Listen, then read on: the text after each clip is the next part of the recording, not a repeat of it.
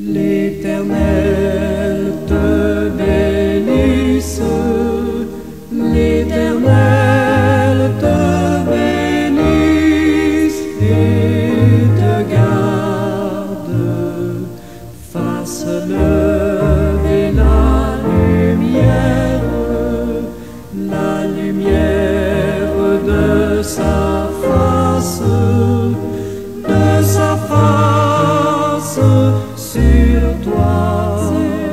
sur toi, use de grâce envers toi et te donne la paix, et te donne la paix.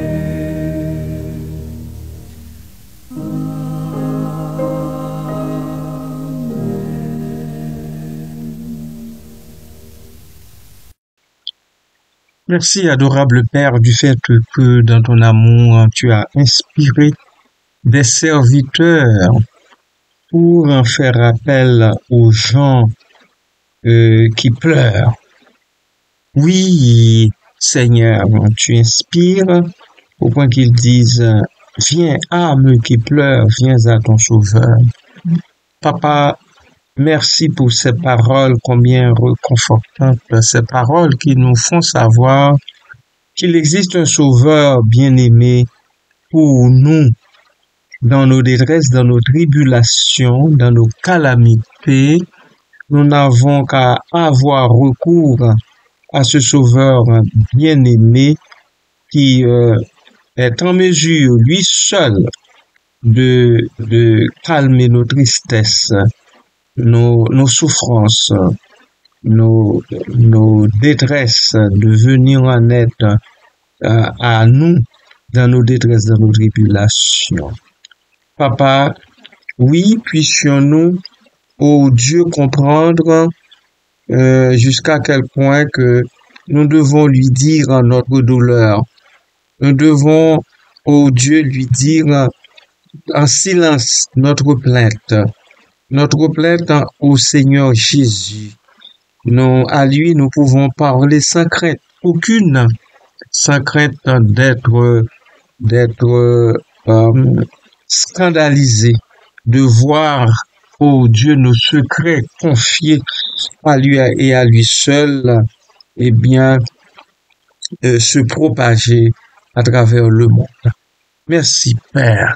Donne-nous de pouvoir lui dire tout bas notre plainte et tout en sachant qu'il épongera nos larmes et nous redonnera la paix au point de ne plus pouvoir pleurer.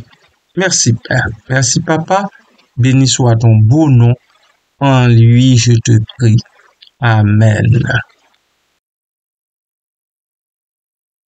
Ô vous qui n'avez pas la paix, venez, Jésus la donne, pure, profonde et pour jamais. Venez, Jésus pardonne. Quand Jésus remplit un cœur, il déborde de bonheur, et l'effroi ne l'atteint plus. Jésus, Jésus, Jésus.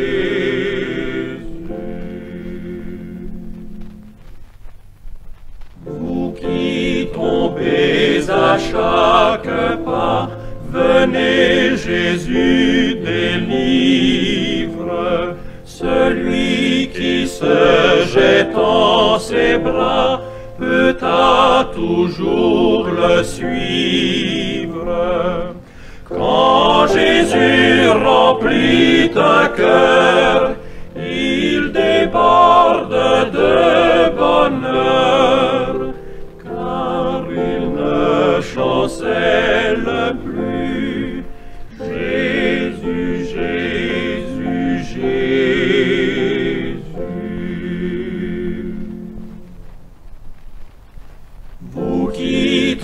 tremblez sous la terreur que la mort vous inspire. Venez, votre libérateur a détruit son empire. Avec lui nous revivrons, avec lui nous régnerons, et la mort ne sera plus. Jésus, Jésus, Jésus.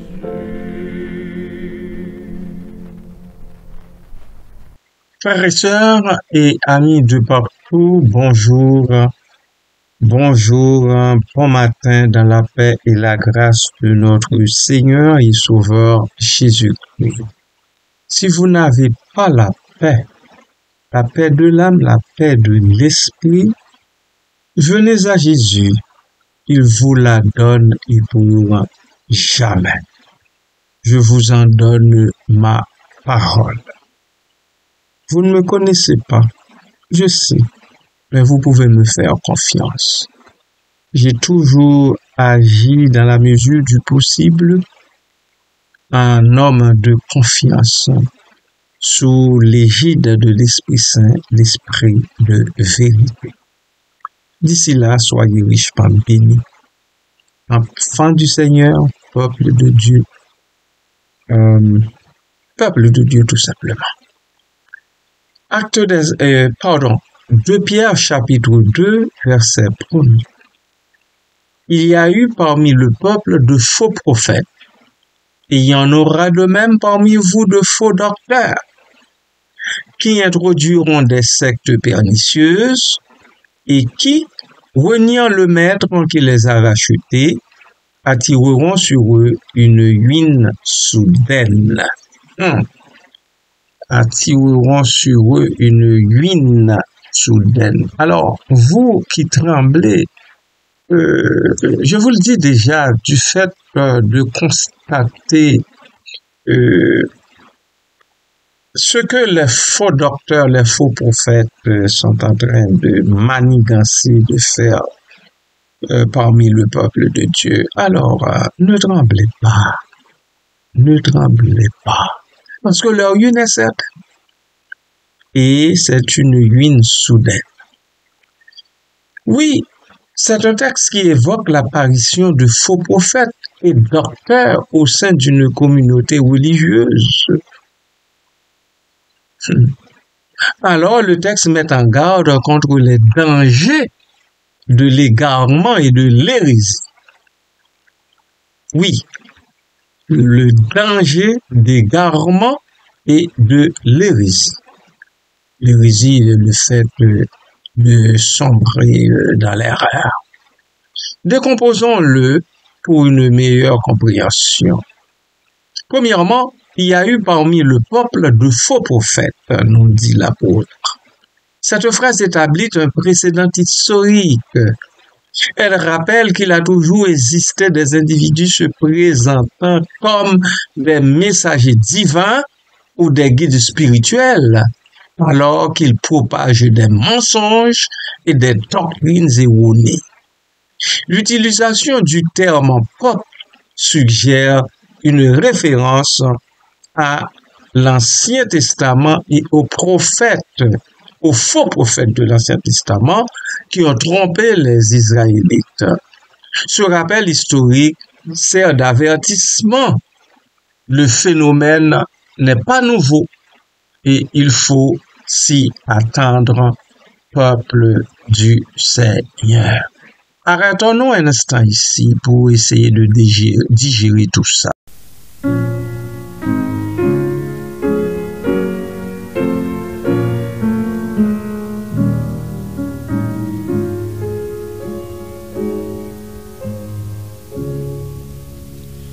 Où cherchez-vous le bonheur dans ce monde où tout passe? Avez-vous en votre cœur pour Jésus une place?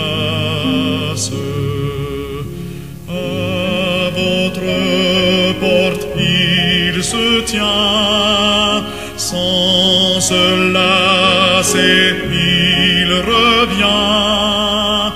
Pour Jésus, votre Sauveur, n'avez-vous pas de place? N'avez-vous point de place? N'avez-vous point de place pour Jésus, votre Sauveur? N'avez-vous point de place?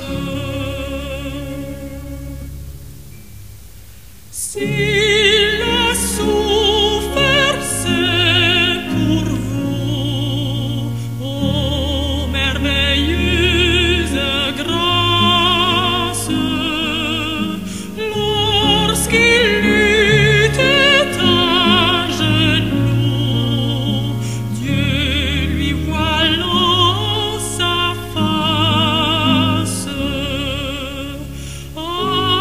de sa sublime croix, n'entendez-vous pas la voix qui vous dit, pauvre pécheur,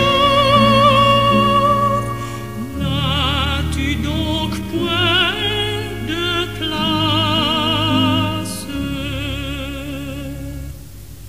Si le monde a votre cœur, croyez-vous donc qu'il fasse jusqu'au bout votre bonheur? Vous savez que tout passe. Oh, pendant qu'il en est temps, écoutez les doux accents de la voix du grand vainqueur, et faites-lui donc place. N'avez-vous point de place? N'avez-vous point de place pour Jésus, le grand vainqueur? N'avez-vous point de place?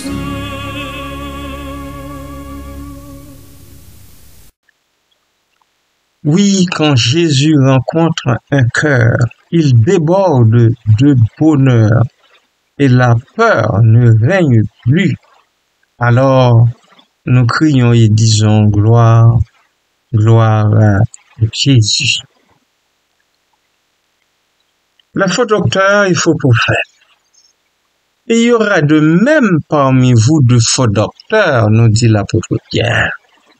Le texte projette cette réalité historique dans le présent de l'auditoire. L'expression parmi vous souligne la proximité du danger.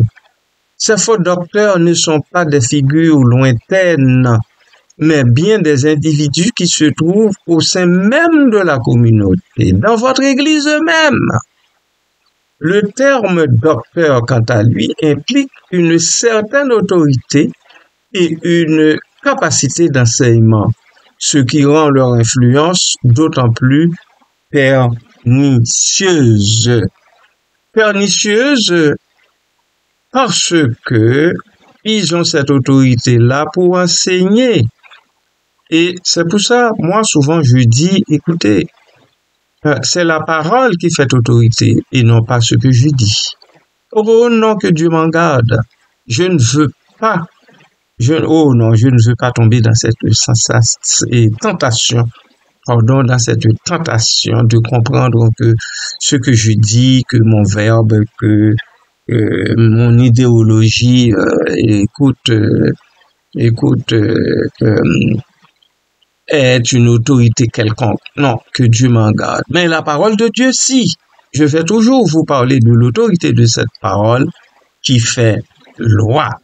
Je m'arrête ici un instant pour souffler un peu et écouter un morceau de musique.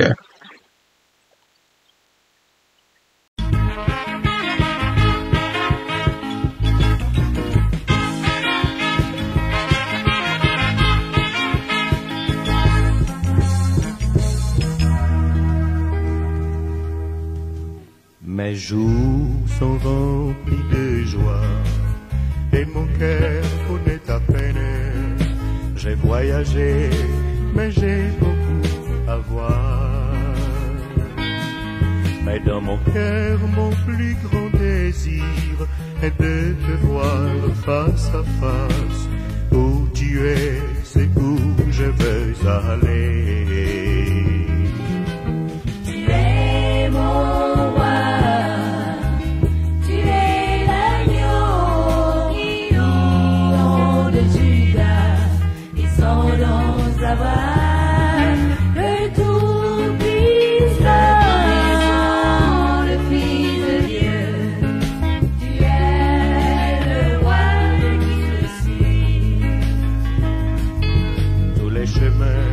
J'ai suivi, avec moi tu as passé, ta lumière a brillé dans la noirceur. Mais je vis pour les jours où devant toi je serai pour enfin me prosterner. Tu es mon roi.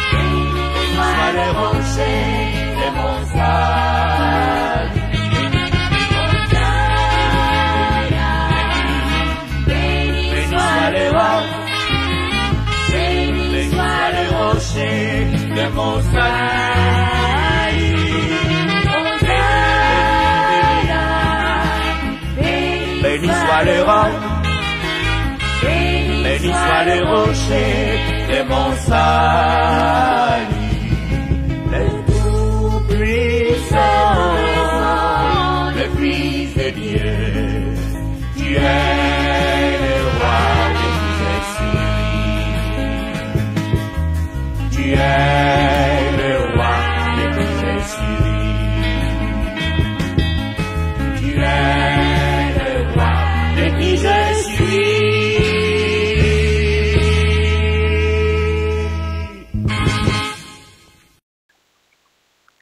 Ils introduiront des sectes pernicieuses, ces faux docteurs. Les faux docteurs ne se contentent pas de diffuser des idées erronées, ils créent des divisions au sein de la communauté. Le terme secte renvoie à des groupes dissidents qui se séparent du corps principal de la communauté en raison de leurs croyances spécifiques. L'adjectif pernicieuse qualifie la nature dangereuse et destructrice de ces sectes. Elles sont nuisibles à la fois pour l'unité de la communauté et pour le salut spirituel de ceux qui les rejoignent. Et finalement, et qui renient le maître qui les a rachetés. Cette partie du texte révèle la nature profonde de l'erreur des faux docteurs. Il renie le fondement même de la foi. Je n'ai pas besoin de m'étendre là-dessus avec vous puisque vous faites face à ces faux docteurs, je dirais, à chaque pas au sein de notre société. L'expression le maître qui les a rachetés fait référence à une figure centrale de salut et de rédemption, probablement Jésus-Christ dans un contexte chrétien. Le reniement de ce maître représente une trahison fondamentale et une rupture avec la vérité essentielle. Bien sûr, ils ont des adeptes, ces faux docteurs. Ils attireront sur eux une ruine soudaine, quand même, par après. Le texte annonce les conséquences de l'égarement. La ruine soudaine évoque un châtiment divin et une condamnation inévitable. Cette notion de punition souligne la gravité de l'offense commise en reniant la vérité et en entraînant d'autres dans l'erreur. L'adjectif soudaine suggère que ce châtiment peut arriver de manière inattendue et sans préavis.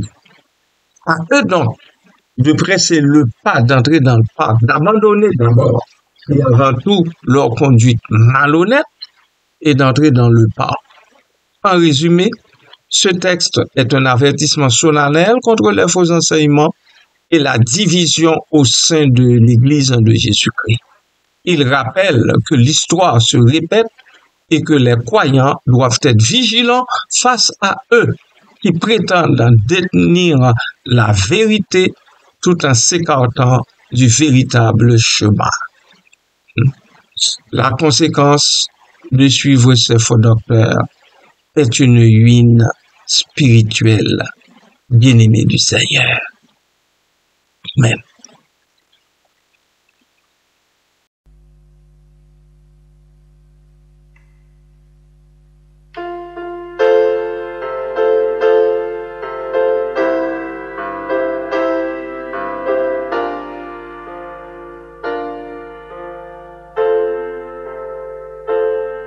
Dans son amour, Dieu le Père envoya son Fils Jésus pour accorder la lumière à tous ceux qui sont perdus. Il descendait sur la terre, mais les hommes l'ont rejeté. Ils l'ont cloué au calvaire, mais Christ est ressuscité. Christ est roi, Christ est roi, Christ est roi des rois. Christ est roi, Christ est roi, Christ est roi des rois. Les croyants de tous les âges portent son nom sur leur cœur.